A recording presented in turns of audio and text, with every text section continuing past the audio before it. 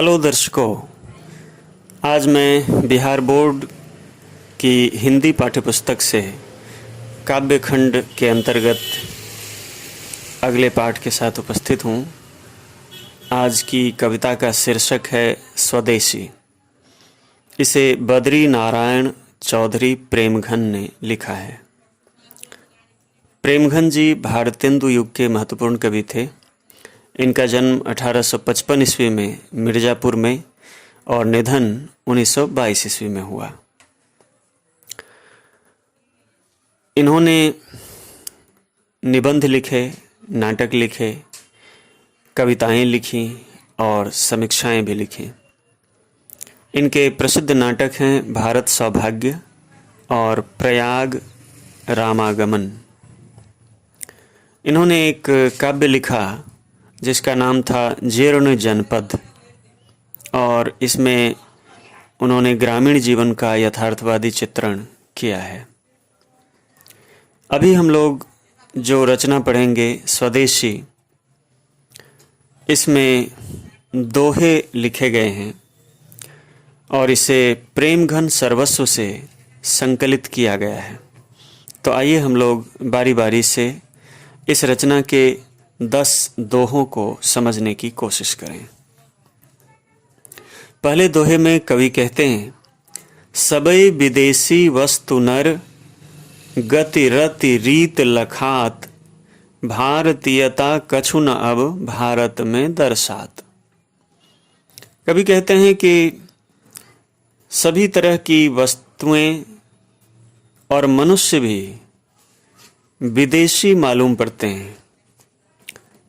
उनकी चाल, उनका प्रेम, उनका चलन, सब कुछ विदेशी मालूम पड़ता है। भारतीयता कछु न अब भारत में दर्शात। अब ऐसा लगता है कि भारत में भारतीयता नाम की कोई चीज रह नहीं गई है। आगे कवि कहते हैं, मनुज भारती देखी को सकत नहीं पहचान। यहाँ के लोग इस तरह से बदल गए हैं कि भारतीय व्यक्ति को देखकर उन्हें पहचानना मुश्किल है। मुसलमान हिंदू किधौं कै हैं ये क्रिस्तान। पता ही नहीं चलता कौन हिंदू है, कौन मुसलमान है और कौन ईसाई है। क्रिस्तान यानी ईसाई। पढ़ी विद्या परदेश की, बुद्धि विदेशी पाए। लोगों ने विदेशी पढ़ाई की है और इस तरह से ऐसा लगता है कि उनकी बुद्धि भी विदेशी हो गई है। चाल चलन परदेश की, गई इन्हें अति भाए। परदेश में रहकर इन्होंने वहीं के चाल चलन सीख लिए हैं और उन्हें वही सारी चीज़ें अब भाने लगी हैं। ठटे विदेशी ठाट सब, बन्यो देश विदेश। सब विदेशी ठाट बाट में जी रहे हैं। ऐसा लगता है कि यह देश ही विदेश जैसा हो गया है। सपने हूँ जिनमें न कहूँ भारतीय तालेस।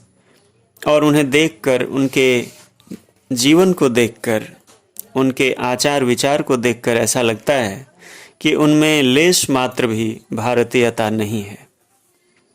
बोली सकत हिंदी नहीं, अब मिली हिंदू लोग। हिंदुस्तान के लोग, हिंदू लोग जब मिलते हैं तो वे हिंदी नहीं बोल पाते। अंग्रेजी भाखन करत अंग्रेजी उपभोग।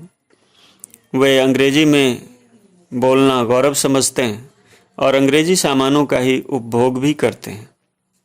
अंग्रेजी वाहन बसन, वेश रीति और नीति।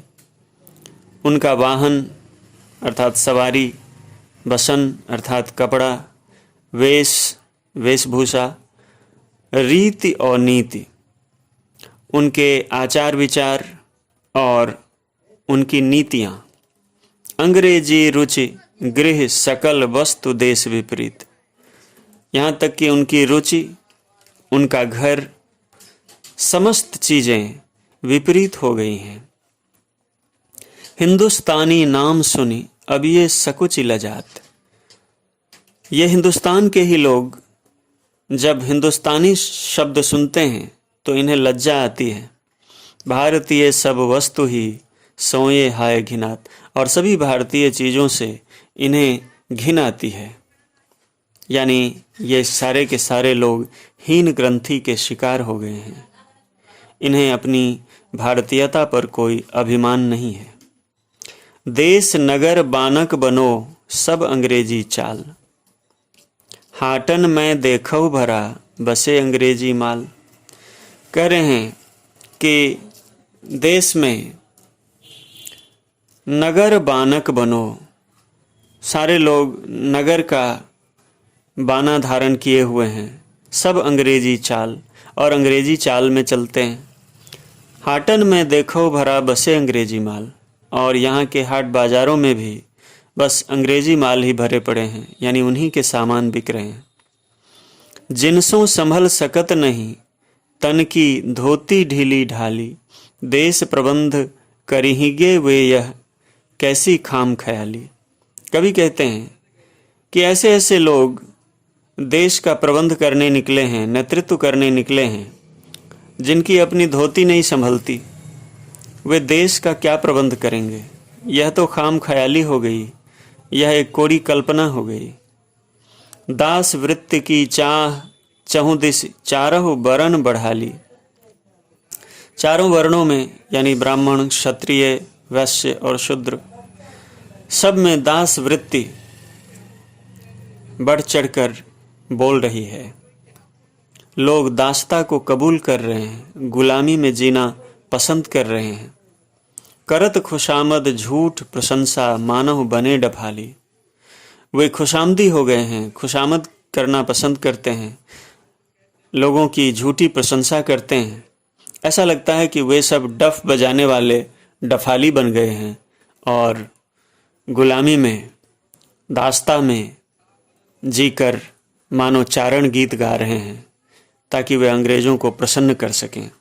कवि को यह स्थिति बिल्कुल ही नागवार गुजर रही है।